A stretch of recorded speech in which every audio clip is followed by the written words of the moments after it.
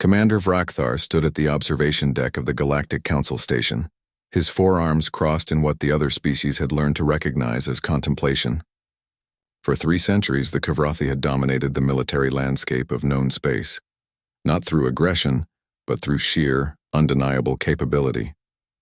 Their homeworld of Kavrath Prime possessed 1.8 times the gravity of standard worlds, an atmosphere rich with what other species considered toxic compounds, and predators that would make seasoned warriors flee in terror.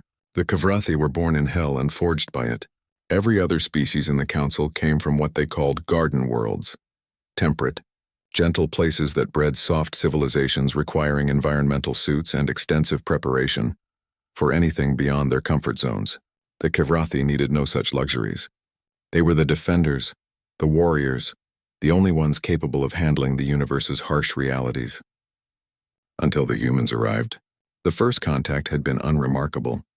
A small human vessel, the Endeavor, had responded to a Council distress beacon near the Regulus sector.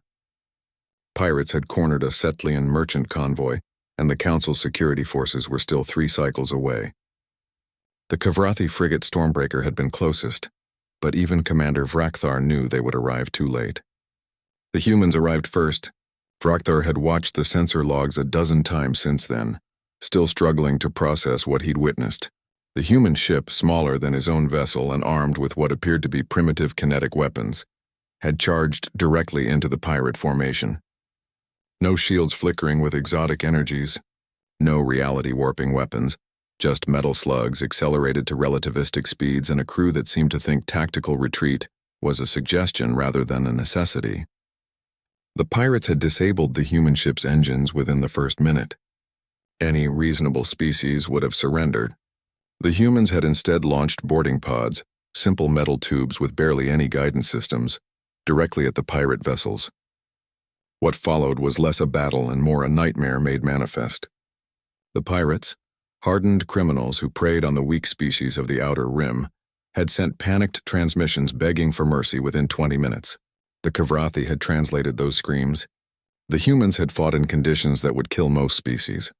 Ruptured hulls, toxic atmospheres, zero gravity with no proper equipment.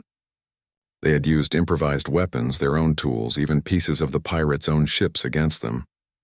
And they had smiled while doing it. Now 3 standard months later, Ambassador Sarah Chen stood before the Galactic Council requesting membership for humanity. Vrakthar attended as the Council's military advisor, his curiosity overwhelming his usual stoic demeanor. Ambassador Chen was small by Kavrathi standards, barely reaching his lower chest even with her heels. She wore no environmental suit, no protective equipment, despite the station's atmosphere being calibrated for Kavrathi comfort, thick, hot, and heavy with moisture. She simply stood there, comfortable, presenting humanity's case with the same casual confidence she might use to order dinner. "We understand the Council has concerns," she said, her voice carrying clearly through the chamber. "Earth is classified in your databases as a Class 12 death world, higher than Kavrath Prime's rating of Class 9. A murmur rippled through the assembled delegates. Vrakthar's spine stiffened. Impossible. Kavrath Prime was the harshest habitable world in the database. It had to be an error. Ambassador Chen smiled. That peculiar human expression that showed teeth, which Vrakthar had learned could mean either friendliness or a threat, depending on context. "We've brought data from our homeworld if the Council wishes to review it.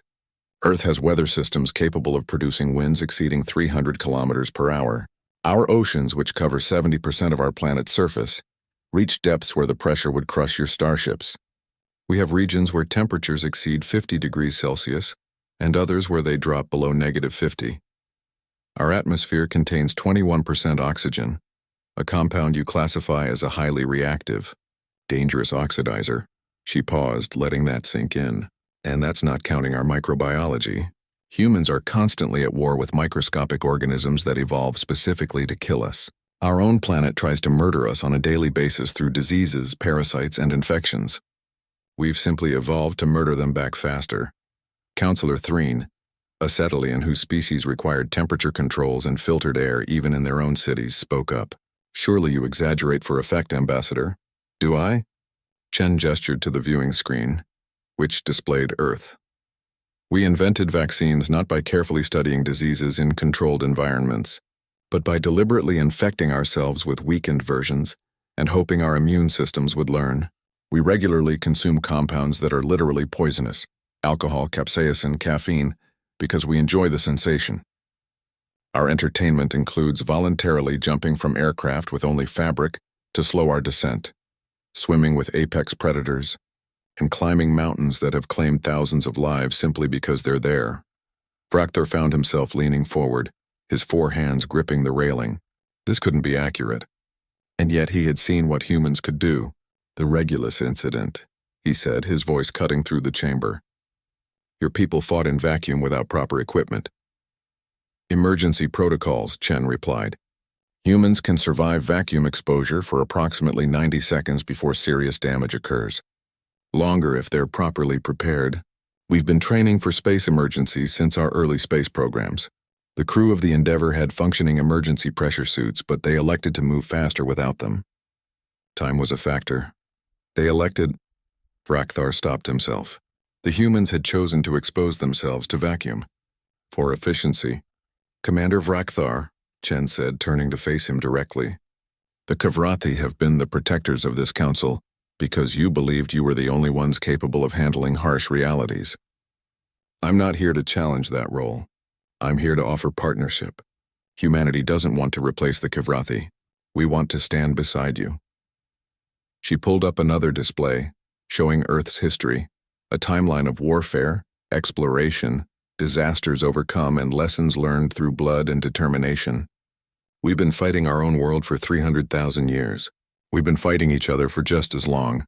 We've made mistakes, terrible ones, but we've learned, and now we're ready to take what we've learned and offer it to the stars. What do humans want? Counselor Threen asked quietly. Chen's expression softened. What we've always wanted.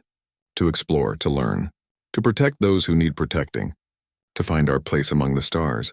She paused, and maybe, just maybe, to find that we're not as crazy as we thought we were. That there are others out there who understand what it means to come from hell and choose to be better than it. Vrakthar looked at the small human ambassador, this survivor of a world that made Kavrath Prime look gentle, and felt something he hadn't experienced in decades, kinship.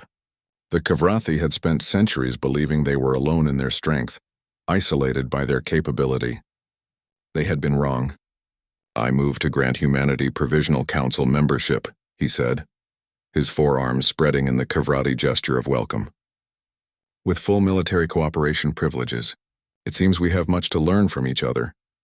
Ambassador Chen smiled, a genuine one this time, Vrakthar noted, and extended her small, five-fingered hand. He clasped it carefully with one of his own massive appendages, marveling at the strength in that tiny grip. The Kavrathi had believed they were the only Deathworlders. They had been the guardians, the warriors, the strong ones in a galaxy of the weak. But as he shook Sarah Chen's hand, Commander Vrakthar realized something profound. They had never been alone. They had simply been waiting. Humanity had arrived, and the galaxy would never be the same.